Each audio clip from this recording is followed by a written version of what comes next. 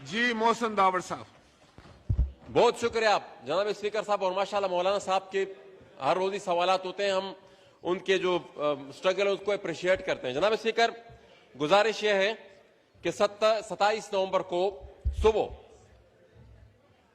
Islamabad airport से मेरी flight थी ताजिकिस्तान के लिए, और वहां पर हेरात सिक्योरिटी डायलॉग उनकी इंतजामिया ने मुझे मदऊ किया, तो उसमें शिरकत के लिए मैं जा रहा था और इस्लामाबाद एयरपोर्ट पर मुझे रोक दिया गया बगैर किसी वजह बताए, और सिर्फ ये कह रहे थे वो कि हमें ऊपर से ऑर्डर है। शायद किसी हवालदार ने उनको कॉल कर दिया हो। गुजारिश ये है कि ये एक ऑर्डर है 17 अक्टूबर 2022 को। 17 अक्टूबर को पाकिस्तान की वफाकी काबीना के हुक्म पर मेरा नाम ECL से निकाला गया था। अब उसके बाद 27 नवंबर को जब मैं जाता हूं एयरपोर्ट पे, वो कहते हैं कि आप नहीं जा सकते, और उसके बाद मैं ना जा सका, वापस आए। उसके खिलाफ मैंने प्रिविलेज मोशन भी जमा किया, और आपसे गुजारिश है कि उस मोशन को आप, मैं तो समझ रहा था कि आज वो एजेंडे पर हो गया, एजेंडे पर नहीं, लेकिन वो सबमिट हो चुका है, उसको काइंडली आप प्रिविलेज कमेटी में भी भेज दें।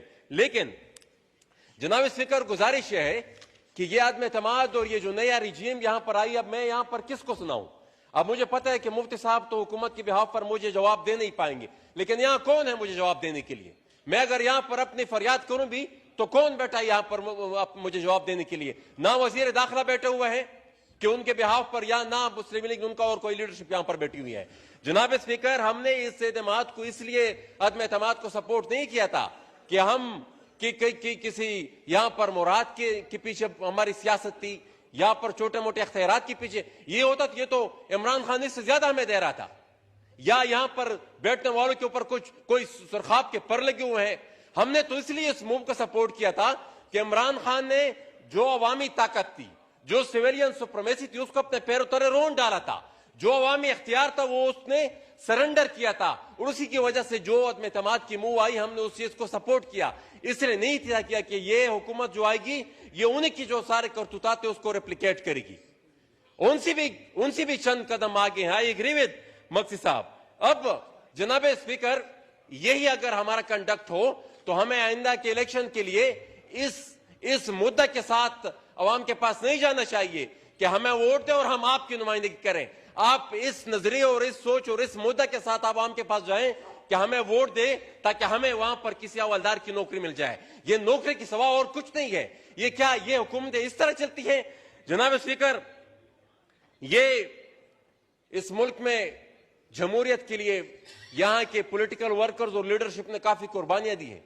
ये कुर्बानियां इसलिए नहीं दी कि हम यहां पर आकर जमहूरियत का गला कोंट दें, जमहूरियत का गला कोंट दें, और ये जमहूरियत के गले कोंटने के मुतरादिफ ही है। ये हम किस मुंह से आइंदा फिर वोट की इज्जत दो के नारे के साथ अवाम के पास जाएंगे? जब ये अमल होता रहा, मेरी जात कोई मसला ही नहीं है, हम तो कितने अरसे से क्या क्या कुछ नहीं फेस करता रहे, लेकिन ये बात है कि जब फिर हम दावा करें तो फिर दावा भी ना करें।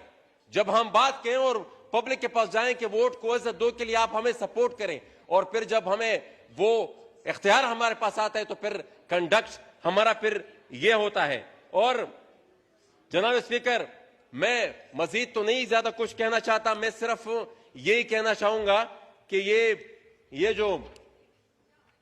जो हुक्मनामा है, ये जो ऑर्डर हुआ है वफाकी हुकूमत की तरफ से 17 अक्टूबर को, और इस हुक्म को एक हवलदार अपने पैरों तले रोनता हुआ चला गया, और नोबडी नोस कि उनको किसने डिक्टेशन दी, और वफाकी हुकूमत की तरफ से कोई जवाब ही नहीं है। मतलब कुछ ना कुछ कोई वजाहत तो होती ना। अब तक मिसाल 3-4 दिन हो गए, अब तक कोई वजाहत ही नहीं दे रहा है कि भाई क्या हुआ।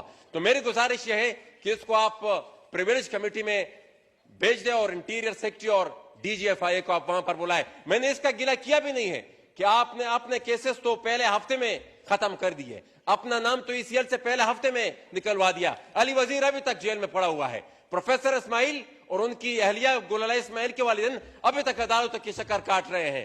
तो ये शायद फिर ये इनकलाब जो आया था, ये जो तब्दीली आई थी, या फिर शायद ये एक सूबे के लिए थी।